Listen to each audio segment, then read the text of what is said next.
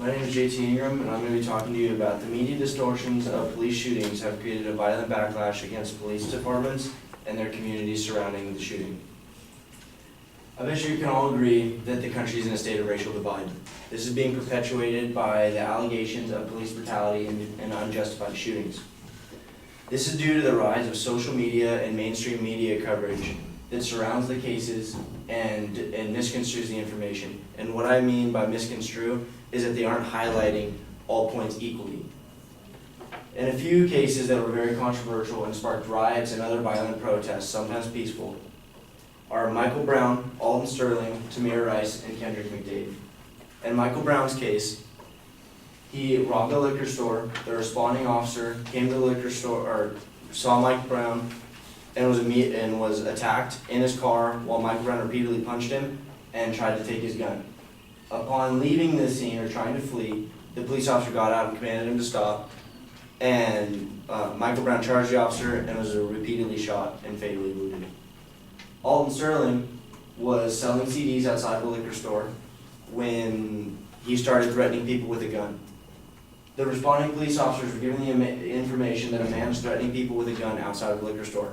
Upon responding to the scene, the suspect would not comply, and the police officers had to use deadly force because the suspect did have a gun and was trying to wrestle it from his pocket. Tamir Rice, a more controversial case, was a 12-year-old at a park in Chicago who had a replica rifle, and upon police arrival, he was fatally shot. Kendrick McDade is a different circumstance. He took a cell phone from somebody who called the police officer from a friend's phone and said a man robbed him at gunpoint. He did this because he knew the police would respond quicker. The police respond quicker only having the information that he was robbed at gunpoint. He was fatally shot. The circumstances that surrounded all these situations were the fact that the police officers knew they were facing a life-threatening situation.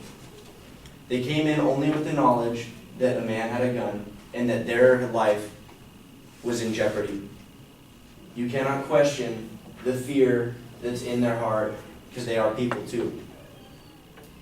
With these cases, the media immediately began questioning their decisions based on the fact that they were neglecting information. Like in Michael Brown's case, there's multiple African American and white witnesses that confirmed the police officer's story, as well as the autopsy report, that confirmed Michael Brown's gunshot wounds were from a closing distance, which makes it known that he was charging the officer.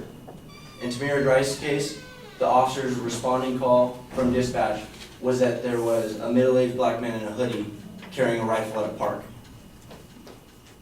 Stories like this have wrongly caused an uprising against police and communities because of the perception that police officers are simply executing people for being in public because of their skin color. These stories are completely misconstrued, when in reality, out of every out of call-in case that's handled by police, the FBI reports that in less than 1% of circumstances, the police use force. According to Mac McDonald, a specialist on the issue, a police officer is 18.5 times more likely to be killed by a black man than a black man is to be killed by a police officer. In 2016 alone, 38 police officers were killed by shooting from January 1st through August 22nd. This represents over a 60% increase from the 24 that were killed in the same period in 2015. That number has now climbed to 45. 18 of them have been by ambush. One fact that people believe is that police officers target minorities. Despite being about 75% of crime, African Americans are only 25% or 26% of fatal police shootings, while whites encompass 50% of fatal police shootings. These statistics are important because it shows that with a vast majority of crime being committed by minorities, they are still a small portion of those killed by police. You wouldn't believe that with the coverage that social media and mainstream media are giving to the issue. The media portrays the police as a group of gunslingers that are executing police in the streets. For example, which was in the case of Trayvon Martin, holding Skittles. This distortion of justified police shootings have caused violent action against communities and police officers, which could have been stopped if mainstream and social media would portray honest events and situations as they occurred. Thank you.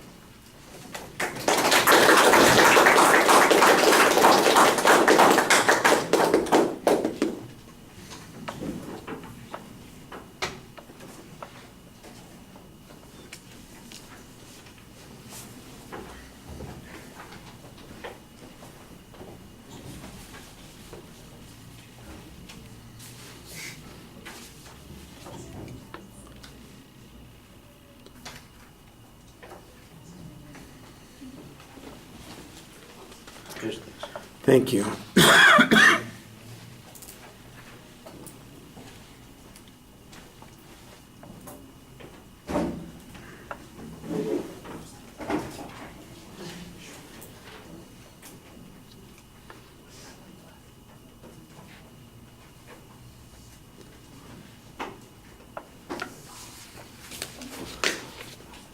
All right, I got to remember, you write Joseph on these things, but we've agreed that JT is the way you're going to be referred to, so I'll respond. yeah, well, I'm going to keep it JT, I just got to count it in my head, so I just defaulted to whatever you wrote, and I don't like that. I like that we have it the other way around, so we'll stick with JT. All right.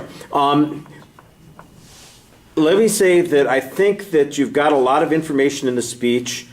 Some of the evidence, especially the statistical evidence, is cited pretty clearly when it comes to your sources. The examples, all of the examples that you talk about in the description of what happened in those events, that needs to be sourced. In essence, you've given us a description without confirming that these are in fact the circumstances, and we need some way of confirming that. And that wouldn't be hard. For instance, like you mentioned, Michael Brown, there was a Justice Department investigation that identified these were in fact the things that happened in this particular case. There was an investigation in a court trial, that determined this was the events that happened in this particular case. Here's an independent investigation that described what went on in this particular situation. Or here's what the video showed according to the Washington Post or whatever publication you're looking at. So I think that the example stuff needs to have sourcing on it.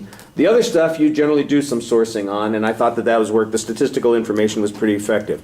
I think you've got a subject that's plenty controversial here. I think you explain concepts pretty well. Now let's talk about some of the things that are problematic. First of all, your proposition is a little convoluted. It's got multiple components to it. There's like two claims. There's the first half of the claim and the second half of the claim, and we need a way to kind of simplify that particular argument.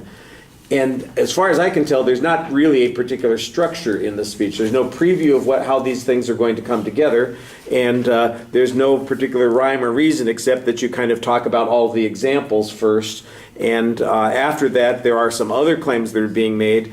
One of the things I think is missing is the evidence that talks about how the media is responsible for this. I didn't hear any references to what the media portrayals in this were. What evidence do you have that shows that the media immediately jumped on the case and reported this as the circumstance? Here's the headline that they were running. Here's the inflammatory language that they used. Here's the incomplete video that they showed. Here's the testimony from witnesses that hadn't been vetted that they then published as if it was the truth. That's the kind of stuff that I think you need to have in the argument as well. So I think the structure of the argument is problematic. You've got a good sense of material here, but it needs to be put together in a structure that builds an argument a little bit more clearly.